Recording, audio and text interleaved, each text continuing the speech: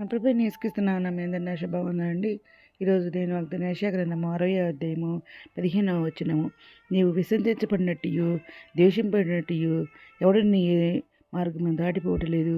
నిన్ను సహజ స్వభావగాను బహుతరములకు సంతోషకరంగాను చేసేదను అని వాగ్దానం పరిశుద్ధాత్మ అర్ధరాత్రి లేసి ప్రార్థన చేసి స్థుతులు చెల్లించి మళ్ళీ ప్రార్థన చేసి దేవుడు అన్నప్పుడు దేవుడి వాగ్దానం చేయించండి. వెంటనే షడస్పెట్టిన చూడండి ఇక్కడ. అవునండి, మనం ప్రతిదినం ఉదయకాల సాయంత్రకాలం ప్రార్థన చేస్తున్నాము. ఇంకా అర్ధరాత్రి లేసి ప్రార్థన చేస్తున్నాము, త్యాగం చేస్తున్నాం. ఇంకా ధర్మశాస్త్రం ధ్యానిస్తున్నాం. ఇంకా ధర్మశాస్త్రం అయితే నేను పూర్తిగా రాశానండి. బైబిల్ మొత్తం కంప్లీట్గా రాశానమాట. 3 సంవత్సరాలు పట్టిందనమాట రాయటానికి. ఇంకా నైట్ అయితే మరి ఉపవాసం ఉండి ప్రార్థన చేస్తారండి వాగ్దానం కోసం అనమాట. ఎందుకంటే దేవుడు నన్ను విన్నవాటిని కన్నవాటిని అందరూ తెలియచేయమని అన్నారండి. ఇంకా కొద్దింత వేస్తారు ఇంకోసారి కొద్దిగా అని చెప్పేసి సేవ చేయమని అడిగారు. ఇంకా మరి సొంత 10 అధ్యాయం 3 సార్లు సరందరం ఆడారు.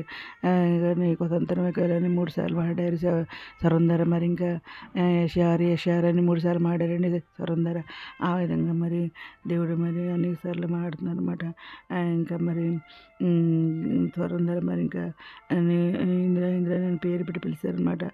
40 రోజుల ప్రార్థనలో నీకు తోడైన భయపడద్దని చెప్పేసి ఆకాశంలో పెద్ద పెద్ద అక్షరాలు రాయించారనమాట. పెద్ద వస్తుంది పెద్ద అక్షరాలు రాయించారనమాట. ఆ విధంగా మరి దేవుడు నాకు తోడుగా ఉంటానన్నారు. ఎప్పటికీ కూడా మరి జీవితాంతం నేను తోడుగా ఉంటాను అని చెప్పేసి మరి ప్రతిదినం కూడా వారి కన్న వాటిని విన్నవాడిని అందరికీ తెలియచేయమన్నారండి. ఇంకా మరి ఈ విధంగా ప్రతిరోజు కూడా మరి మనం ఉపవాస ప్రార్థనలు చేస్తున్నాము. ప్రతిదినం బట్టి అన్నమాట.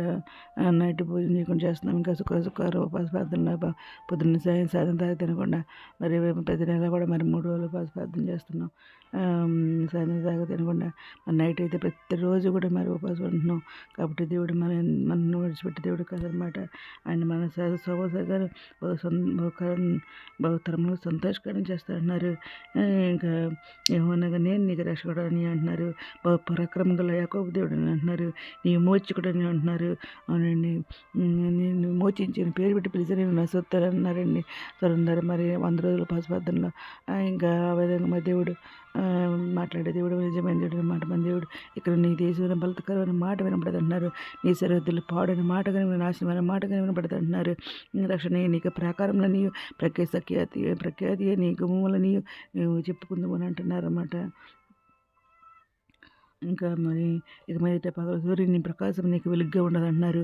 నీకు వెలుగుచుట్టకై దేవుడు చంద్రుడు ఇక్కడ ప్రకాశింటున్నారు. ఏహో నీకు నిత్యమైన వెలుగుగా ఉంటున్నారు. నీ దేవుడు నీ భూషణం కిరీటంగా ఉంటా అంటున్నారు. నీ సూర్యుడు అస్తమింపుడు నీ చేతుని క్షీణింపుడు అంటున్నారు. ఏహో నీ నిత్యమైన వెలుగుగా ఉంటా అంటున్నారు. నీ దుఃఖములు సమాప్తములుగా అంటున్నారు. నీ జీవులందరూ నీతివంతులు ఎందురు అంటున్నారు. నేను మహింపరుచుకున్నట్లు మరి నేను మహింపరుచుకున్నట్లు వారు నేను నాటిన కొమ్మగా నేను చేసిన పనిగానే ఉండి దేశం శాశ్వతంగా ఎంచుకుంటారంటున్నారు. వారిలో ఒంటరైన వారు 1000 మంది దొంగతారు అన్నారు. ఎన్నిక లేని వారు బలమైన జన్మగా అన్నారు. ఎవరు నేను తగిన కాలం నీ కార్యం నేను త్వరపెట్టుచున్నానని దేవుడు మాట్లాడుతున్నారండి. ఇంకా మరి ఈ ప్రకారంలో క్షేమం ఉంటుంది కానీ ఈ నగరంలో అపాయం రాదన్నారు. నిజుడైన ఒక్కరిని వారి మీద ప్రకాశిస్తే వారు యుగములు రాజ్యం చేస్తారన్నారు అనమాట. నిజుడైన నీ ముందు ఉండిస్తారన్నారు. నీ వెనకలేసిన దేవుడు కావాలి కాస్తా అంటున్నారు. భయపడద్దు అన్నారు. దేవుడైన నేను మోచించుకున్నాను అంటున్నారు. ఇంకా నీ ప్రజలని స్వల్పరుస్తాను అంటున్నారు. ప్రాణం ఉజ్జింపజేసి దేవుడు మన దేవుడు అనమాట. దేశం కొన్ని స్థలమని నిలబెడతాను అంటున్నారు. నేను నీరు కట్టే తోట వలన ఇప్పుడు నీటి తోట వలె ఉంటాం అంటున్నారు అనమాట.